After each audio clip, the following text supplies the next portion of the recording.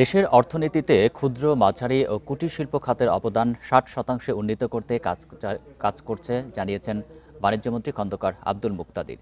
দুপুরে সিলেট ওসমানী আন্তর্জাতিক বিমানবন্দরে বিসিক সেলস সেন্টারের উদ্বোধন শেষে মন্ত্রী বলেন, চলমান জ্বালানি সংকটের কারণে ক্ষুদ্র ও কুটির শিল্পের প্রসারে গুরুত্ব দেওয়া হচ্ছে। এছাড়াও সিলেটের প্রস্তাবিত নতুন বিসিক শিল্পনগরীর জন্য বিকল্প জ্বালানির ব্যবস্থা নিয়ে ভাবছে সরকার।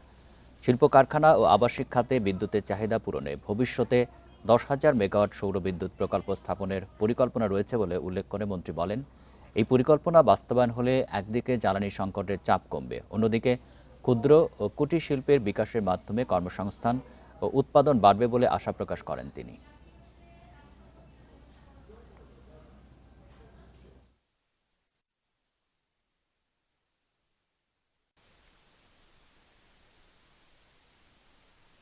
এসেছে সৌর বিদ্যুতের উৎপাদন এবং সেই কারণে পার কিলোওয়াট আওয়ার কস্ট সেটা এখন অনেক বেশি সাশ্রয়ী। এমনকি আপনি অন্যান্য যেসব উৎস থেকে বিদ্যুৎ উৎপাদন করেন তার অনেকগুলির তুলনায় সৌর বিদ্যুৎ এখন অধিকতর সাশ্রয়ী হয়ে এসেছে। সরকার ইতিমধ্যে যে পরিকল্পনা ঘোষণা করেছে ১০,০০০ মেগাওয়াট সোলার পাওয়ার জেনারেট করা,